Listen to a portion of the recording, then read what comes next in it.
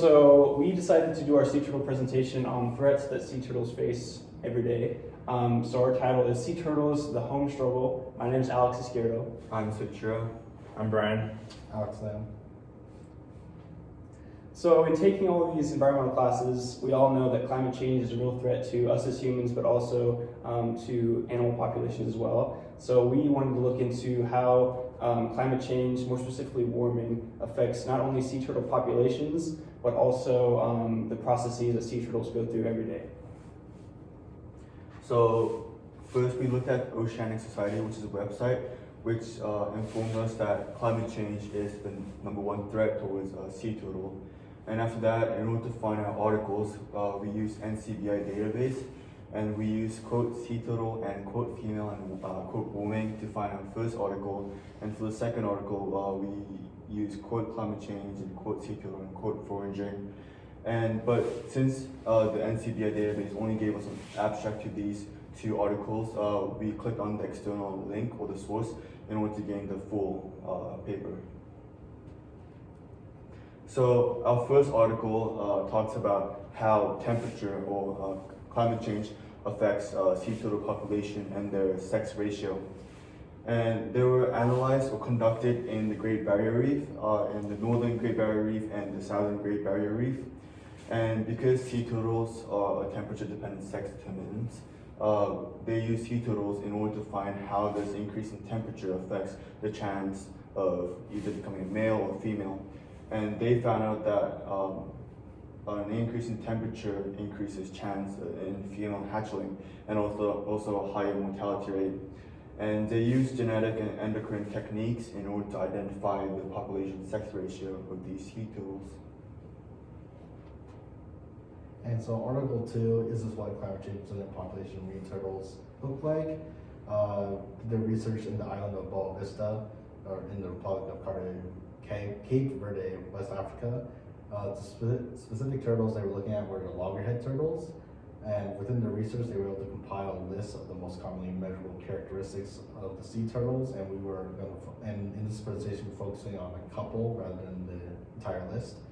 And one of the questions they try to answer is how much climate change would affect the sea turtle population and in what kind of ways. So for the methods that they used in the articles that we studied, for the first article that looked into the feminization of sea turtles because of climate change, researchers collected blood samples from a wide variety of sea turtles, and in these samples, they were chosen at random to keep the sex of the sea turtles blind for validity for the researchers. And then in those samples, the testosterone concentrations were studied, and researchers cross-referenced the temperature of where the sample was found to the testosterone concentrations to find correlation between the two. For the second article, they mainly looked at 3 criteria. Primary sex ratio was scored between skewed, which was an excess of female hatchlings, mostly 99% was the number that they found, and balanced, which was a relatively equal number of male and female hatchlings. And this was also, like Article 1, matched up to the sand temperatures to find a correlation between the two. Next, nesting preference was also scored from 0 to 100, with 0 being turtles nesting in the coolest sands found of the sample, and 100 being the warmest sands. And like primary sex ratio was matched up to the same temperatures to find a correlation between the two. Finally, foraging habits was also scored from 0 to 100, with 0 being a narrow diet of mainly 1 to 2 species that were preyed upon. And this was mainly found in the female populations of sea turtles, and 100, which was a wide variety of prey, which was found in mainly male populations.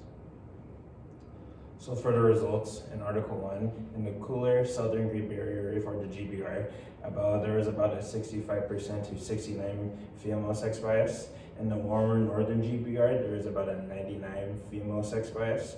And turtles originating from the Southern Great Barrier Reef, on the other hand, they showed moderately skewed sex ratios. So about 68% of those were juveniles, 65% of those were subadults, and about 69% of those were adult-sized turtles that were females.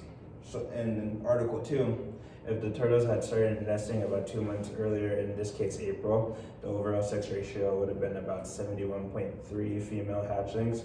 And they made a prediction that increasing temperatures would result in less than 1% male offspring. Nesting also takes place in the warmest part of the land during the warmer season. Rising sea levels results in coastal squeeze, and male sea turtles have a plasticity to their diets, but female sea turtles aren't as flexible. So looking at the data presentation for Article 1, you can see how Article 1 mainly used two figures.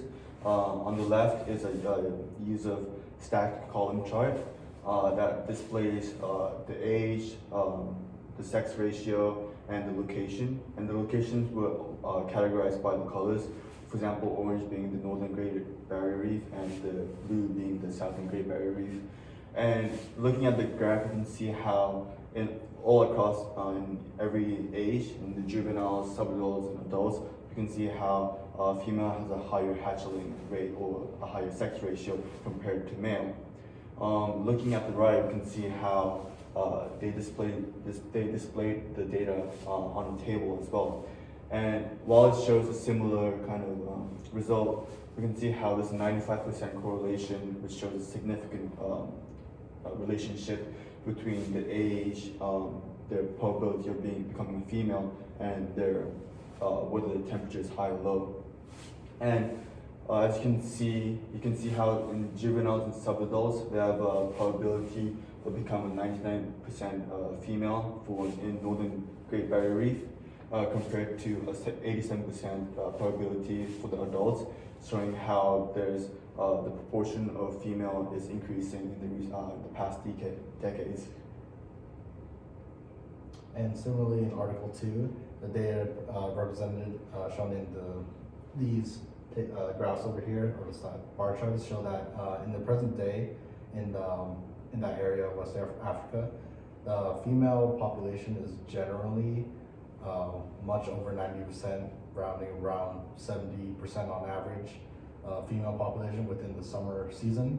But it's predicted that within the next 30 years and next 80 years that female population will continue to rise in proportion, showing that the rate of hatching will continue past and before July and even further into November, showing that the warming of the seasons has an effect on when they will be hatching and what proportions will they end up being in their gender.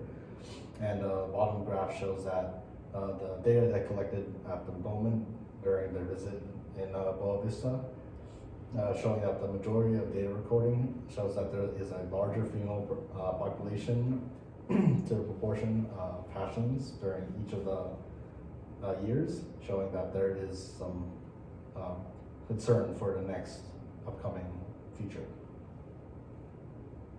And one of the proposal ideas we're thinking of is that how does an increase in sea temperatures affect competition of resource between the female turtles? Probably due to the fact that there is a correlation between the data in both articles showing that the increase in temperature about even 2 degrees Celsius will have a great effect on the gender skew of the sea turtles, being that mostly female, and it'll be even predict that 99% of them will be female. So there is the fact that the females' diets are completely not as flexible as males, so there will be a conflict between how much resources can be available for such a large population. And these are our sources we use for the research. Thank you.